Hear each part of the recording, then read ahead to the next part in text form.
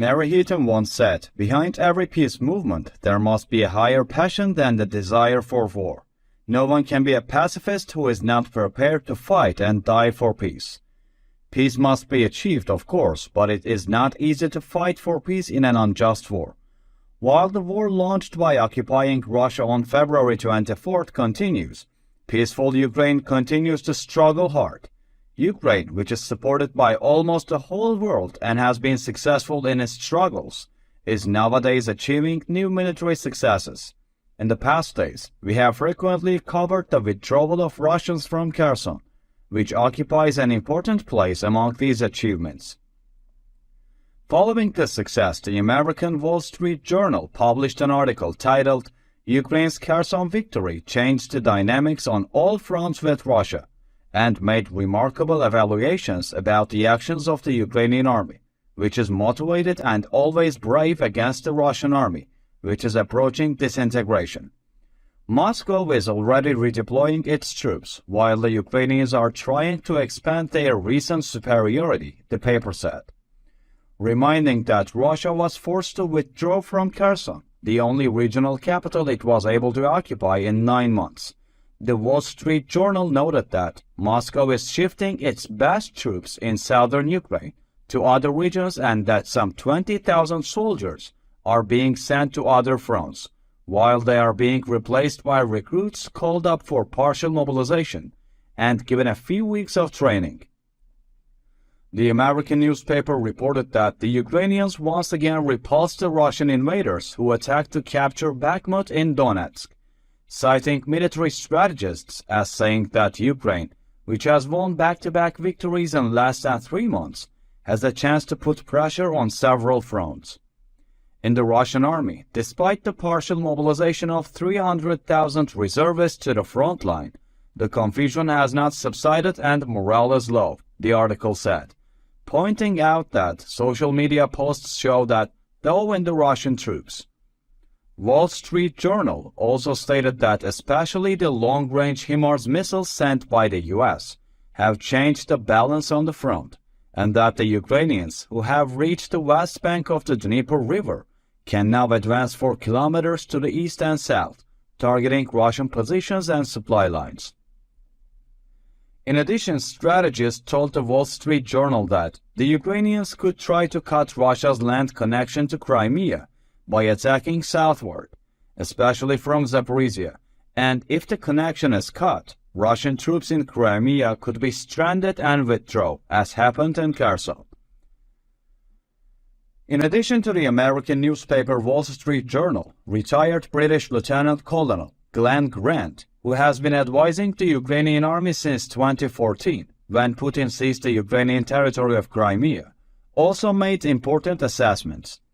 Grant predicted that if the Dnieper River is crossed, the Russian occupiers will flee, underlining that the faster the Ukrainians cross the Dnieper, the better it will be for them. Retired British Lieutenant Colonel Grant also commented on Russian troops in Crimea are the most untrained and that the peninsula is the most vulnerable place for Moscow.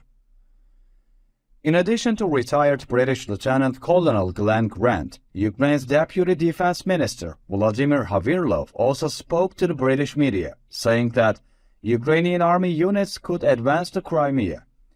He predicted that the Crimean Peninsula could be liberated before the end of 2022, during the Christmas period, and that the war could end in late spring, a few weeks after the anniversary of the occupation.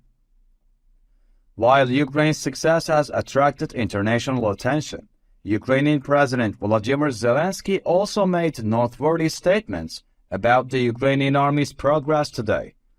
Zelensky, who made important statements with a video message he shared on his Telegram account, announced that they entered the 270th day of the ongoing war against Russia, that the fiercest clashes took place on the Donetsk front, and that the Ukrainian army made progress in the Luhansk region.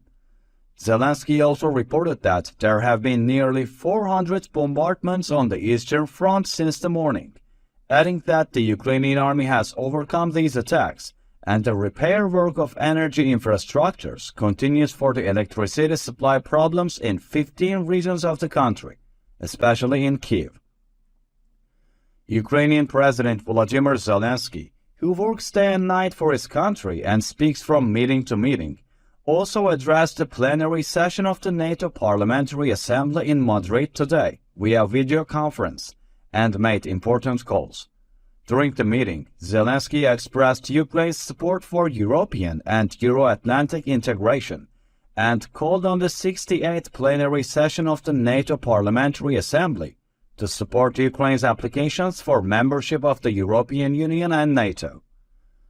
Zelensky called on all participating countries to do everything in their power to ensure that the entire European community is never again divided or weakened, noting that Ukraine is also fighting for the security of the entire European community. Therefore, Zelensky called for unity, noting that any dangerous attack on nuclear facilities in Ukraine would affect all nations and that it is in everyone's interest to prevent it. At the same time, Zelensky underlined that Russia, which directly endangers the lives of millions of people, organizes attacks on energy infrastructures to cut Ukraine's winter heating, electricity, and water needs, and asked NATO to recognize Russia as a terrorist state. Zelensky demanded that his country receive sufficient anti-aircraft and anti-missile defense systems, and sanctions against Russia should continue, and that Russia should not be allowed to find new ways to sow the seeds of terror. Today is also an important day for Ukraine. On the Day of Honor and Freedom of Ukraine and the Day of Airborne Assault Troops, President Volodymyr Zelensky posted on his Telegram account and presented awards to the military personnel and civilians he hosted at a ceremony at the Mariinsky Palace in Kyiv. Zelensky thanked all units of the airborne assault troops and the families of the fighters, and expressed his gratitude to the countries that contribute to Ukraine's defense. Zelensky said that the enemy already knows that Ukrainians are stronger, and this is thanks for the fact that the whole people stood up for defense of the state and respected people around the world, helped Ukraine, and stressed that they must continue to maintain their common strength and resilience in order to achieve their main goal, the liberation of the entire territory of Ukraine and the entire people. In addition, at the ceremony where the defenders who gave their lives for Ukraine were honored with a minute of silence, Zelensky noted that the liberation of the Kyiv region and Zhytomyr region, Kharkiv region and Kherson region, and the solid defense of Donetsk region and Luhansk region showed the courage and professionalism of the airborne attack units of the armed forces of Ukraine. Let's talk about Russia, the initiator and the other front of the war. Russian President Vladimir Putin, who attended the opening ceremony of a turkey breeding center in Russia's Tumen region today via video conference, made a speech in which he blamed the West as usual. In his speech, Putin said that especially Western countries are suppressing Russia in the field of agricultural production, and that there is an imbalance in the world food market, and that the West is responsible for this imbalance, stating that some countries are experiencing food shortages due to the imbalances caused by the adventurous and unprofessional policies of some Western countries. Putin said that they have been and will continue to help countries experiencing food crisis, as if they were not the ones who started the war and suspended the Grain Corridor Agreement. Speaking of the Grain Corridor Agreement, NATO Secretary General Stoltenberg in his recent statement praised President Erdogan for playing an important role in the Grain Corridor, saying that Turkey and President Erdogan played a key and very important role in extending the Grain Corridor Agreement in prisoner exchange. It is clear that since the beginning of the war, Turkey has pursued successful diplomacy on many issues, encouraging all countries to do the right thing. On the other day, aid to Ukraine, the rightful front of the war, continues.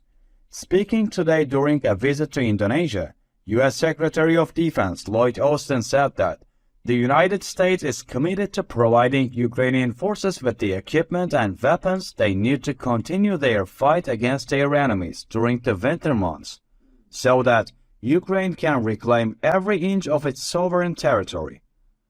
Also today, the government of Luxembourg announced its decision to send additional high-mobility multipurpose wheeled vehicles to Ukraine. Luxembourg Defense Minister François Bosch announced the decision on Twitter, adding that the Luxembourg Army will take part in the European Union military assistance mission to Ukraine, which will train 15,000 Ukrainian soldiers. In addition to the United States and Luxembourg, good news for Ukraine also came from Norway. Norwegian Finance Minister Trygve Sgatvold announced in a press release today that Norway has signed an agreement providing 2 billion NOKs in financing to enable Ukraine to purchase natural gas in the coming winter months. The Norwegian financing, totaling $195 million, will be channeled through the European Bank for Reconstruction and Development, and was signed today on behalf of the bank in Oslo by First Vice President Jürgen Richtering, the finance minister said. Vadum also noted that Norway is the second largest donor to the EBRD's work in Ukraine. As we are nearing the end of our coverage, we would like to mention the number of enemy casualties updated yesterday by the General Staff of the Armed Forces of Ukraine in a Facebook post.